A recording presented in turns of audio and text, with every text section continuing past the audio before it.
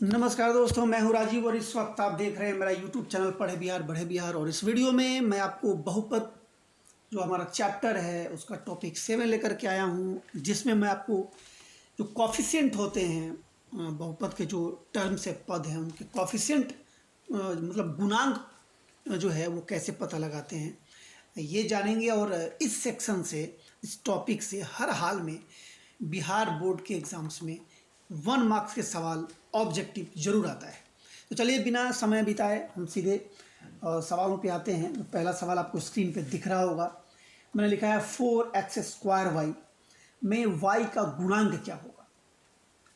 एक चीज़ आपको बताऊं कि जिस टर्म का, जिस पद का या जिस अल्फ़ाबेटिकल टर्म का या संख्या का गुणांक निकालना होता है, हम करते क्या है कि उस टर्म को, उस पद को हटा देते हैं और बाकी जो बच जाता है उसको रेस्ट को लिख देते हैं। जैसे आप देखिए 4x² y में y का गुणांक लिखना है तो हमने y को हटा दिया, तो बचा क्या 4x², तो हमारा आंसर हो जाएगा 4x²।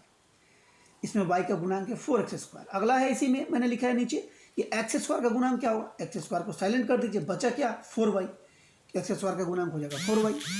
फिर 4 का गुणांक क्या होगा, तो 4 को आप हटा दीजिए, बच क्या गया x² y, तो आंसर हो गया x² y। ठीक इसी तरह आप देखिए दूसरा नंबर सवाल है 2x² + 3x - 8।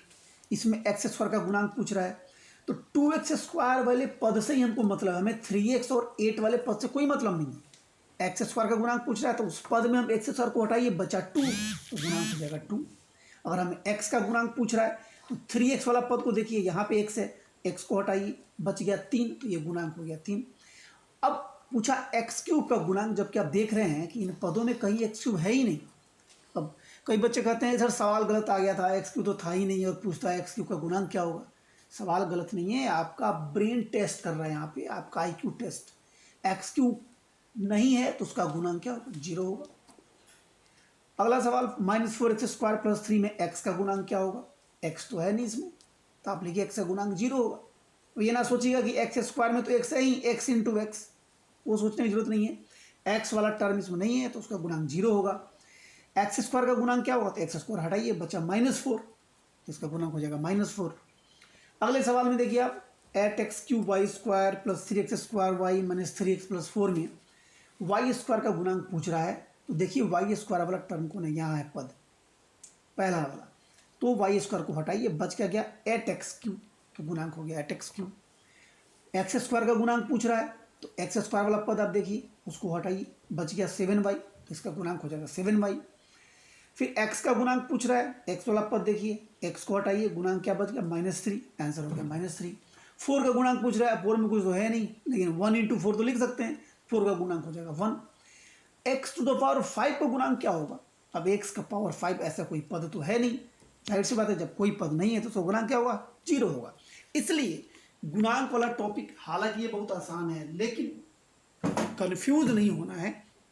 1 मार्क्स का सवाल इससे हर हाल में आएगा और लगभग 6 नंबर का टोटल सवाल बहुपद से होता है।